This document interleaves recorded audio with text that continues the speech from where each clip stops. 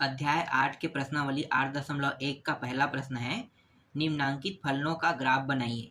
ठीक है, इसके अंदर कुछ प्रश्न दिए हुए हैं, तो चलो पहला प्रश्न देख लेते हैं। क्या है पहला प्रश्न? y बराबर 1/2 cos x दिया हुआ है। ठीक है, इस प्रश्न को मैं पहले लिख लेता हूँ यहाँ पे। तो पहला जो प्रश्न है वो है y बराबर 1/2 cos x, ये दिया हुआ है। ठीक है, अब यहाँ पे लिखेंगे हम जानते हैं कि फलन, ठीक है, फलन ये क्या है? cos x। फलन cos x क्या है? एक आवर्ती है। आवर्ती का मतलब क्या होता है मैं भी आपको समझाने वाला हूँ। ठीक है, पहले लिख लेते हैं। आवर्ती फलन है, ठीक है, जिसका आवर्त काल 2π है। ठीक है, 2π क्यों आ रहा है ये भी मैं अभी आपको बताने वाला हूँ। ठीक है, देखो हम जानते हैं कि cos x क्या है? आवर्ती फलन है। ठीक है, तो देखो cos x में अगर मैं x की जगह पे क्या रखूँ? 0 अंश। ठीक है, cos 0 अंश, तो cos का मान 0 अंश होने पर कितना आता है? मान 1 आता है। ठीक है, और ये जो 1 है मुझे और कब प्राप्त होगा? प्लस के प्लस में ना, मुझे ये प्राप्त होगा cos 360 अंश में। ठीक है, 0 से पहली बार ये जो 1 है ये cos 0 अंश में प्राप्त होगा 1। ठीक है, और दूसरी बार मुझे प्राप्त होगा cos 360 अंश में प्राप्त होगा। तो देखो cos 0 अंश से लेकर, ठीक है, ये cos 0 अंश से लेकर 360 को कैसे लिखते हैं? 2π लिखते हैं। तो देखो 2π, तो 0 से लेके 2π के अंतराल के बीच में, ठीक है, 1 और 1 0 से 2π में ही प्राप्त होगा। अब ये आवर्ती फलन क्यों हुआ? तो आवर्ती फलन इसलिए हुआ क्योंकि ये cos 0 में होके, देखो आवर्ती फलन की परिभाषा ये होता है कि जो मान हमें एक बार प्राप्त होता है और अगर वही मान दूसरी बार हमें प्राप्त हो जाए, ठीक है, सेम टू सेम, तो देखो 0 में प्राप्त हो गया और उसके बाद 360 में प्राप्त हुआ, तो वहीं पे हम क्या करते हैं? इसको समाप्त करते हैं। तब ये क्या कहलाता है? आवर्ती फलन कहलाता है। मान लो यहाँ पे 2 प्राप्त होता है और यहाँ पे 1, तो क्या वो आवर्ती फलन कहलाता? नहीं कहलाता। समझ में आ रहा है? आवर्ती फलन इसलिए कहला रहा है क्योंकि यहाँ पे 0 अंश में 1 प्राप्त हो रहा है और खत्म कहाँ पे हो रहा है? 360 में खत्म हो रहा है, और वहां भी मान कितना प्राप्त हो रहा है? 1 का 1 प्राप्त हो रहा है। इसीलिए cos x एक क्या है? आवर्ती फलन है, जिसका आवर्त काल कितना हुआ? 2π। देख लो cos 0 अंश में, ये cos 0 अंश में 0 रहता है तो 0 लिख देंगे। ठीक है, और 360 को कैसे लिख सकते हैं? 360 को हम 2π लिख सकते हैं क्योंकि पाई का मान 180 अंश, तो 180 अंश को 2 बार गुणा करेंगे 360 अंश आएगा, तो 2π इस तरीके से लिखेंगे, जिसका आवर्त काल कितना है? 2π है। ये आपको समझ में आया? ठीक है, अब यहाँ पे मैं लिखता हूँ, वही अंतराल कहते हैं ना, ये अंतराल लिख लेते हैं अब। अंतराल, ठीक है, अंतराल कितना है? 0 से लेके 2π। समझ में आ गया? 0 से 2π अंतराल में फलन y बराबर, ये पूरा मान लिख लेते हैं, 1/2 cos x। ठीक है, इसका क्या बनाना है? सारणी बनाना है, कि सारणी। ठीक, चलो अब सारणी बनाते हैं। ठीक, अब यहाँ पे मैं एक सारणी बना देता हूँ, तैयार करते हैं सारणी।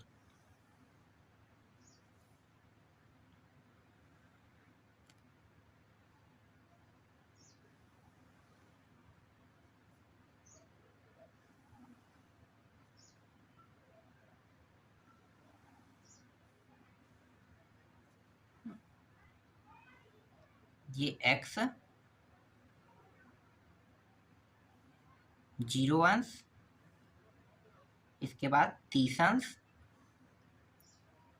45 भी ले सकते हो लेकिन मैं यहाँ पे थोड़ा सा फास्ट करूंगा तो 60 अंश ले लेता हूँ। ठीक है, 60 अंश। क्यों मैं 45 नहीं रहा हूँ? क्योंकि 45 अंश का मान सभी में क्या होगा? बराबर होगा ना, तो 45 का साइन का सब में समान होता है, उसके अपोजिट में भी समान होगा, इसलिए 45 को हटा रहा हूँ। इसके जगह में मैं ले रहा हूँ 90। ठीक,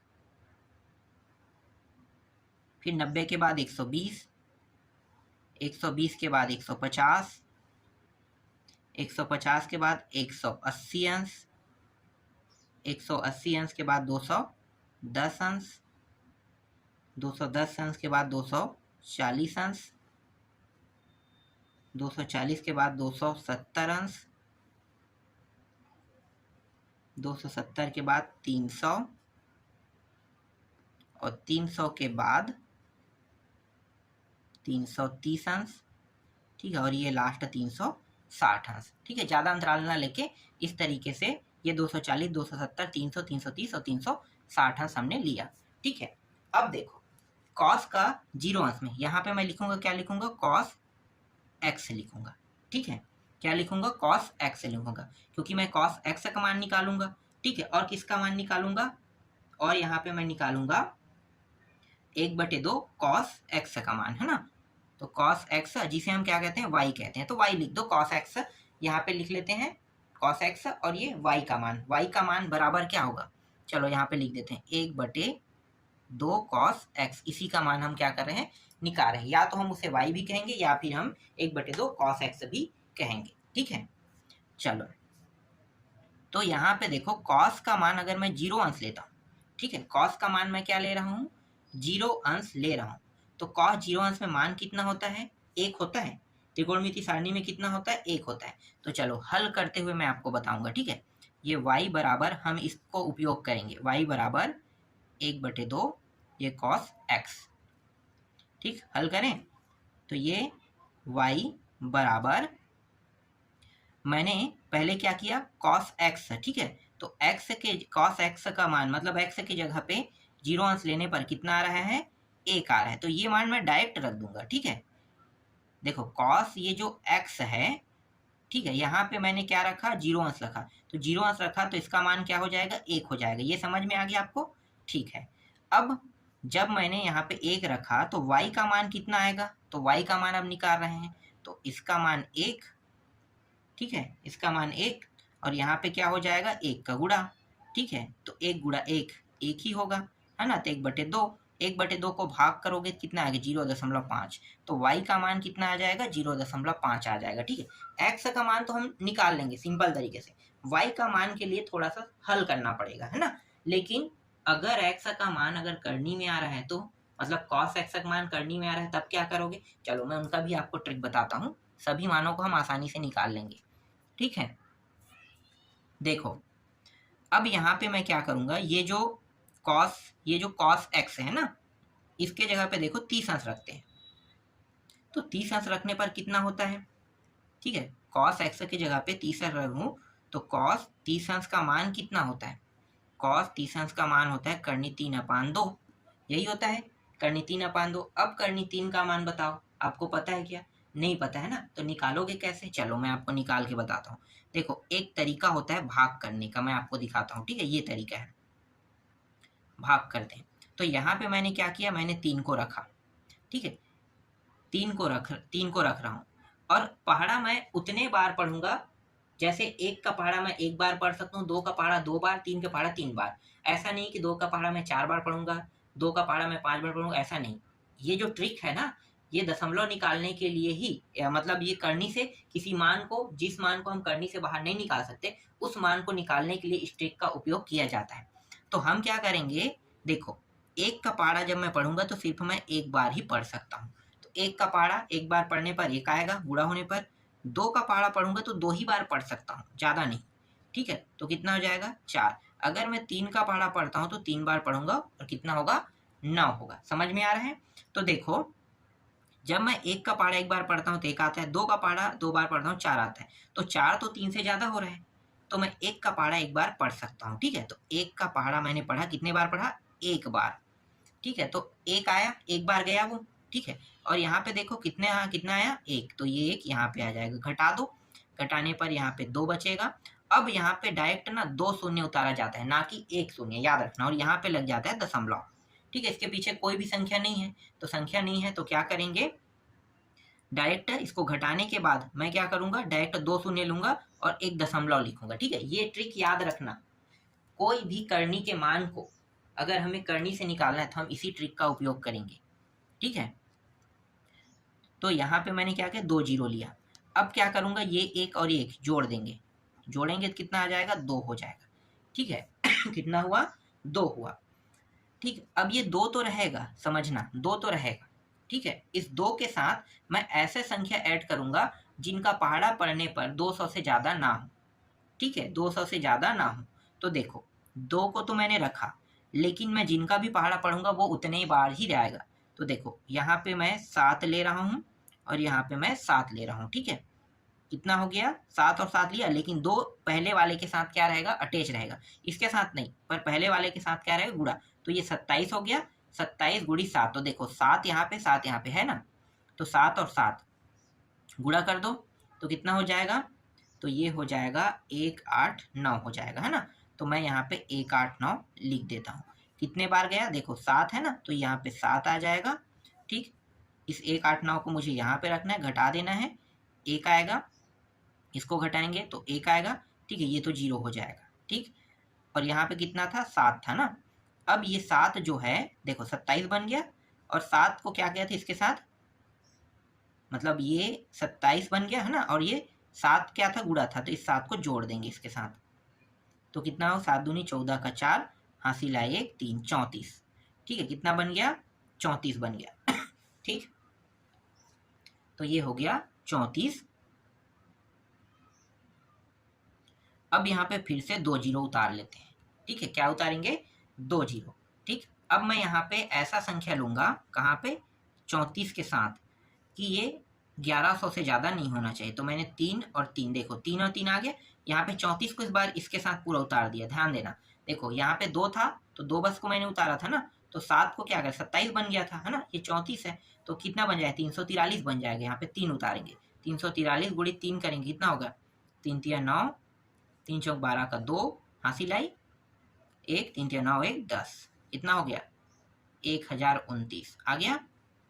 घटा दो, तो यहाँ पे 1 बचेगा, और यहाँ पे 7 बचेगा, और ये हो जाएगा 0 0, ठीक है। 71 बचेगा यहाँ पे, ठीक। और यहाँ पे मैं क्या करूँगा? 3 को प्लस कर दूंगा, 3 दूनी 6, 4 3, इतना आ जाएगा। कितने बार गया? देखो 3 बार, ये 73, ठीक है। अगर मैं चाहूँ तो इसके आगे मतलब और हल कर सकता हूँ, तो मुझे दशमलव के 2 स्थानों तक ही मान चाहिए, ठीक है। तो दशमलव के 2 स्थानों तक मुझे मान चाहिए, तो दशमलव के 2 स्थानों तक मुझे मान यहाँ पे मिल गया, ध्यान देना ना। दशमलव के 2 स्थानों तक मुझे मान मिल गया, लेकिन आगे देखो यहाँ पे शेष कितना है? 71। इसका मतलब ये है कि ये आगे और हल हो सकता है। तो मैं क्या करूँगा? इस 3 को एक बढ़ा के लिखूंगा, ठीक है। इस 3 को मैं क्या करूँगा? एक बढ़ा के लिखूंगा। क्यों? क्योंकि ये आगे हल हो सकता है। अगर यहाँ पे 0 0 0 0 प्राप्त हो जाता, ठीक है, आगे और हल करने की जरूरत नहीं होता, शेष 0 होता, तो मैं इसे 3 के 3 रखता, ठीक है। ये मान जो है इसमें बदलाव नहीं करता। लेकिन यहाँ पे क्या है? 0.0071 आया है, मतलब शेष 71 है। इसका मतलब ये है कि मैं इसे आगे और हल कर सकता हूँ, इसलिए इसे मैं क्या करूँगा? एक बढ़ा के लिखूंगा, है ना। तो ये जो करनी 3 का मान आया, कितना आया? 1.7, और 3 की जगह क्या लिखूंगा? 4 लिखूंगा। क्यों लिख रहा हूँ मैंने अभी आपको बताया, समझ में आ गया? ठीक है। अब 2 से इसे भाग दे दो, तो ये हो गया, इसको भाग करते हैं, तो ये 17 समझ के भाग करना है ना। तो 2 8 16 1 4 2 7, ठीक है, 0. तो 0.87 आया, ठीक है। इसको भाग करके देखना, आपको ये समझ में आ जाएगा। अगर ये समझ में नहीं आ रहा है तो आपको एक ट्रिक पता होगा, मैं आपको ये बगल में बता देता हूँ। देखो 1.74 है ना, ये 74, इसको मैं कैसे लिख सकता हूँ? इसको ऐसे लिख सकता हूँ, इस तरीके से 174, ठीक है। और ये दशमलव का 1 होता है, इन दोनों का 0, और इसके साथ क्या गुणा है? 2 का, ठीक है। तो 200 से 174 को भाग दोगे तो 0.87 आ जाएगा, ठीक है। अगर ये तरीका आपको समझ में नहीं आया कैसे आए, तो इस तरीके से आप ला सकते हो, ठीक है। जितना कटेगा कटा दो, ठीक है, काट के भी ला सकते हो। देखो ऐसा करके 2 एकम, और ये हो जाएगा 2 अट्ठे और 2 सत्ते, और कट रहा है क्या? ये आगे नहीं कट रहा है, तो 87 को 100 से भाग कर दो तो भी आ जाएगा 0.87, ठीक है। तो इस तरीके से आप ला सकते हो। तो ये जो cos 30 अंश का मान आया ना, ठीक है, cos 30 अंश का मान कितना आ गया? देखो 0.87 आया, तो यहाँ पे मैं कितना लिखूंगा? 0.87, ठीक है, 0.87 आ गया। अब यहाँ पे y का मान निकाल लेते हैं। तो y का मान निकालने का तरीका आपको पता है, y बराबर 1/2, ठीक है, y बराबर 1/2 गुणित में मैं क्या लिख सकता हूँ, इसको लिख सकता हूँ, या फिर हम डायरेक्ट इस मान को भी रख सकते हैं। इन दोनों में से किसी को भी रखना चाहे रख सकते हैं। हम हल करेंगे तो वही मान हमारा आएगा, है ना। तो मैं यहाँ पे 1.74 को ले लेता हूँ, ठीक है, और यहाँ पे 2 रख लेता हूँ, ठीक। इस तरीके से चाहो तो इसको भी रख सकते हो, ठीक है। चलो आगे हल करते हैं। तो ये हो जाएगा, ये दोनों को गुणा कर देते हैं। तो ऊपर में 1.74 और नीचे में 4, भाग कर दो अब। तो 4 के पहाड़ा से 4 एकम, देखो पहले तो दशमलव आएगा, ठीक है, दशमलव संख्या है तो क्योंकि ये एक क्या है, छोटा है ना किससे, 4 से, तो पहले आपको दशमलव लगाना है, ठीक है। अब भाग करें तो 4 चौक 16, 4 बार जाएगा, ठीक है, एक और क्या बचा यहाँ पे 4, तो ये 3 बार जा रहा है, ठीक है, 3 बार जा रहा है। लेकिन ये पीछे और भाग हो सकता है, क्यों, क्योंकि यहाँ पे शेष बच रहा है, 2 बच रहा है, तो पीछे और हल हो सकता है। तो इसको 0.44 लिख सकते हैं, बिल्कुल लिख सकते हैं। अगर ये पूर्ण रूप से भाग ना जाए, 2 अंकों के बाद ये भाग ना जाए, देखो यहाँ पे क्या हो, 2 अंक प्राप्त होने के बाद पूर्ण रूप से भाग गया क्या, 4 चौक 16, 1 और 4 बचा तो 14 हो गया, और 4 तिया 12 होता है, तो कितना बच रहा है, 2 शेष बच रहे हैं, 2 शेष बच रहे हैं, इसका मतलब ये 4 से और भाग जा सकता है ना। तो 4 से और भाग जा सकता है, तो मैं 43 को क्या करूंगा, 44 लिख लूंगा, क्योंकि पीछे और भाग जा सकता है। तो इसको 0.44 में लिख लेता हूँ। तो y का मान कितना प्राप्त हुआ, 0.44। तो यहाँ पे लिखो 0.44 लिख लेते हैं, ठीक है। अब ये जो cos x का मान, मतलब cos जो है यहाँ पे x की जगह पे 60 अंश रखता हूँ, ठीक है। तो 60 अंश रखने पर कितना आता है, 1/2, और 1/2 का मान कितना होता है, 0.5। तो मैं यहाँ पे 0.5 लिख लेता हूँ डायरेक्ट, ठीक है। 0.5 यहाँ पे क्या हो गया, प्राप्त हुआ, ठीक, 1/2 या 0.5, तो 0.5 मैं लिख लेता हूँ, ठीक है। अब y का मान निकालूंगा तो देखो यहीं पे मैं बता देता हूँ, y का मान निकाल रहा हूँ तो y बराबर, यहाँ पे पहले से 1/2 दिया हुआ था, और cos x का मान कितना है, 1/2 था ना। 0.5 लिखना चाहो तो वो भी लिख सकते हो, लेकिन मैं यहाँ पे 1/2 लिख कर ही हल करूंगा, क्योंकि कटाना तो अभी भी है। तो ये हो जाएगा 1/4, 1/4 का मतलब क्या होता है, 0.25। तो y का मान कितना प्राप्त हो, 0.25। तो यहाँ पे प्राप्त हो जाएगा 0.25 प्राप्त हो जाएगा, ठीक है, ठीक। अब cos 90 अंश में मान क्या होता है, 0 होता है, तो 0 रख देंगे, ठीक है। अब cos 90 अंश में मान 0 होता है, तो y का मान क्या होगा, अगर cos का मान, ध्यान देना, देखो cos का मान 0, तो ये पूरा मान y का मान भी 0 हो जाएगा, बिल्कुल हो जाएगा। तो यहाँ भी हम क्या कर सकते हैं, 0 लिखेंगे, ठीक है। तो y का मान भी क्या हो गया, 0। अब देखो, अब आगे हल करने की जरूरत नहीं है, 0 से लेकर 90 तक बस निकालना होता है, बाकी मान को पूरा पीछे वाले को क्या करते हैं, लिखते जाते हैं। तो अब ये जो मान है ना, ऐसे उल्टा लिखते जाएंगे, ठीक है। तो उल्टा लिखेंगे तो 0 के बाद क्या है, 60 अंश वाला आ गया, मतलब 120 के बराबर होता है। तो यहाँ पे 0.5 लिखेंगे, कितना लिखेंगे, 0.5। लेकिन यहाँ पे ये बात भी ध्यान देना बहुत जरूरी है कि ये जो है ना, ये यहाँ पे माइनस में हो जाएगा, ठीक है। 120 में क्या होगा, जब हम उल्टा जाएंगे तो ये सभी के सभी मान माइनस में होते जाएगा। तो माइनस में लिखना, माइनस 0.5, फिर ये भी माइनस में चला जाएगा, माइनस 0.87, ठीक है, 0.87। फिर ये जो मान है इसके बाद क्या, 1 है, 1 भी माइनस में आ जाएगा, ठीक है, 1 भी किस में आ गया, माइनस में आ गया। फिर क्या करेंगे, अब देखो ये वाला पूरा कंप्लीट हो गया, अब बचा क्या, ये वाला। देखो हमने क्या किया, इसको पूरा दोहरा दिया ना, तो देखो दोहराने पर ये मान प्राप्त हुआ। अब इसको दोहराएंगे, ठीक है, 1 के बाद क्या आ गया, ये मान, तो ये मान को दोहरा देते हैं, तो ये माइनस के माइनस में ही रहेगा, माइनस 0.87। फिर इसके बाद क्या है, माइनस 0.5, ठीक है, माइनस में। अब जो मान रहेगा वो सब क्या रहेगा, प्लस में, ठीक है। अब ये जो है यहाँ पे 270 में मान 0 प्राप्त होगा, फिर 0.5 को फिर से दोहरा रहे हैं पीछे से, फिर ये क्या है, 0.87 प्लस में होगा, और अंत में 1 प्राप्त हो जाएगा, ठीक है। सेम ऐसा यहाँ भी करेंगे, जो चिन्ह यहाँ पे लगा वैसे ही लगेगा। देखो पहले इसको लिखेंगे, माइनस 0.25 माइनस 0.44, फिर माइनस 0.5, फिर इसको लिखेंगे माइनस 0.44, ठीक है, फिर माइनस 0.25, फिर यहाँ पे क्या आ जाएगा, 0 आ जाएगा। ठीक है, अब ये जो मान है ये दोनों मान प्लस में प्राप्त होगा, है ना। तो 0.25, फिर 0.44, फिर अंत में 0. देखो किससे शुरू हुआ था, 5 से, तो 0.5 आ जाएगा अंत में। ठीक है, इस तरीके से। तो देखो इस तरीके से ये जो ग्राफ है, ठीक है, हमें क्या निकालना था, हमें एक सारणी निकालना था ना, तो सारणी हमें प्राप्त हो गया। अब इस सारणी को हमें क्या करना है, ग्राफ में ढालना है। ठीक है, सारणी को ग्राफ में रखना है। चलो ग्राफ, अब ग्राफ बनाते हैं। तो देखो ये रहा ग्राफ, इस तरीके से एक ग्राफ बना लेते हैं।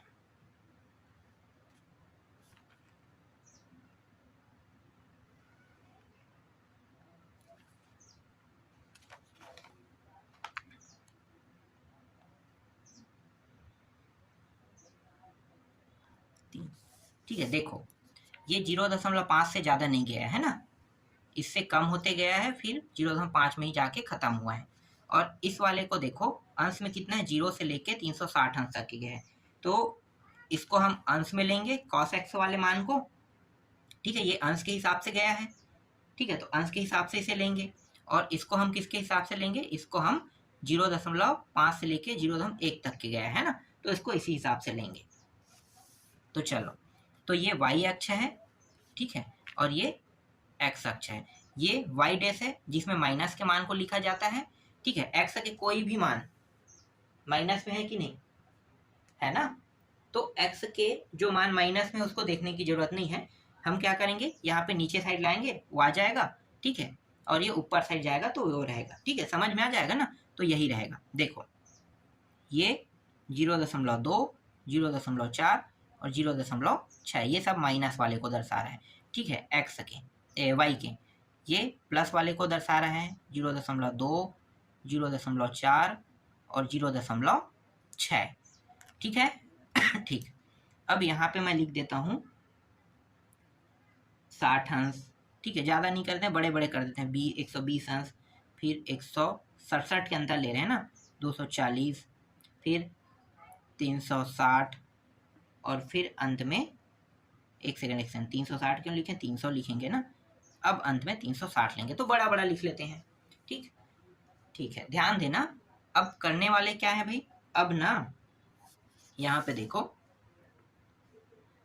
यहाँ पे y में 0.5 को देखना है। ठीक है, y में 0.5 को देखना है। तो हम y के मान को क्या करेंगे, उस ग्राफ में उतार चढ़ाव करेंगे। किसके मान को, y के मान को, है ना।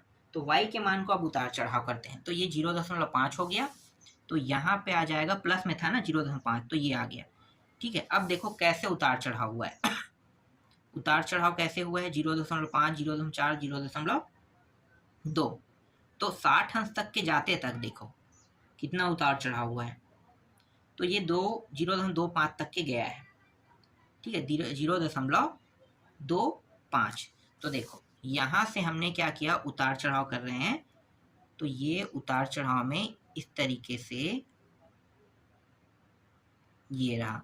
ठीक है, ऐसे जा रहा है, और ये इसके बाद देखो फिर से क्या है, उतार चढ़ाव से उतार में ही है ना, तो ज़्यादा तो नहीं हुआ, तो उतार के साथ क्या करेंगे, इसको इस तरीके से लेंगे, और ये लगातार माइनस में जा रहा है। कहाँ तक के जाएगा, देखो ये रहा ना, तो यहाँ से ये पूरा उतार होते गया है, उसके बाद ये माइनस में ही है, माइनस में, और 270 तक के गया है। तो 270 तक के क्या होगा, ये उतार में ही जा रहा है, मतलब नीचे ही में जा रहा है। ठीक है, तो नीचे में 270 तक के गया है, और यहाँ पे देखो इसके बाद क्या है, यहाँ पे इस तरीके आके 0 प्राप्त हुआ है। तो मैं क्या करूँगा, 270 तक के रोक दूंगा, यहाँ पे 240 के बाद 270। तो ये कुछ इस तरीके से, एक सेकेंड, ये कुछ इस तरीके से 270 में 0 प्राप्त हुआ है, तो x का मान 0, मतलब यहाँ पे मैं y के मान को भी 0 तक की लेके आऊँगा। ठीक है, ये यहाँ पे आ गया। अब ध्यान दो, यहाँ से क्या है, 0.5 तक के गया फिर। ठीक है, तो 0.5 मतलब देखो 0.5 मतलब 0.5, 360 में 0.5 का क्या पे बनेगा, देखो ये वाला और ये वाला यहीं पे है, तो ये इसको मैं क्या करूँगा, यहाँ तक के इस तरीके से ले लूँगा। ठीक है, तो ये इस प्रकार का ग्राफ प्राप्त होगा। ठीक, इसे पूरा एक एक अंक दर्शाने की जरूरत नहीं है, ये पूरा एक एक अंक दर्शाने की जरूरत नहीं है। जैसे 0 है, 60 है, 120 है, हमने देखा ना, तो कहाँ पे कैसे बदलाव हुआ है वो ध्यान देना है। देखो यहाँ पे ध्यान दो, देखो ये रहा 0.5 से हमने शुरू किया, 90 अंश में आया 0 में, तो देखो ये 60 के बाद 90 अंश यहीं पे आएगा आसपास, है ना, तो ये 90 अंश में देखो ये रहा, सीधा पहले आ गया 0.5 से सीधा 0 प्राप्त हो रहा है हमें 90 अंश के पास, तो 90 अंश में हमने यहाँ पे ले लिया। ठीक है, 90 के बाद देखो 0 मुझे वापस कहाँ पे प्राप्त हुआ है, 270 में, तो ये 270 का बिंदु बनाया, उसके बाद इस तरीके से ग्राफ को मैंने यहाँ पे ले लिया। ठीक है, फोल्डेड करते हो इस तरीके से। ठीक है, फिर अंत में देखो 0.5 कहाँ पे प्राप्त हुआ, 360 में, 360 के यहाँ पे 0.5 देखो ये वाला लाइन है, ये ऊपर और ये है ना, यहीं पे प्राप्त होगा, तो यहाँ पे प्राप्त हो, तो यहाँ पे मैंने ले लिया इस तरीके से। ठीक, तो ये इस तरीके से यहाँ तक के ऐसा गया है। तो हमें इस प्रश्न में ग्राफ बनाने के लिए कहा था ना, तो हमने सारणी भी निकाला और ग्राफ भी बनाया, और यही क्या है, इस प्रश्न का उत्तर है। ठीक, तो पहला प्रश्न आपको समझ में आया होगा। ठीक है, पहला प्रश्न समझ में नहीं आया हो तो दूसरा प्रश्न मैं आपको बताऊंगा, उससे आपको समझ में आ जाएगा। ठीक है, तो पहले प्रश्न में अभी यहाँ, पहले प्रश्न में मैं अभी यहाँ पे कंप्लीट करता हूँ। ठीक है, क्योंकि वीडियो बहुत लंबा चौड़ा बन जाएगा, इसलिए दूसरा प्रश्न मैं नेक्स्ट वीडियो में आपको बताऊंगा।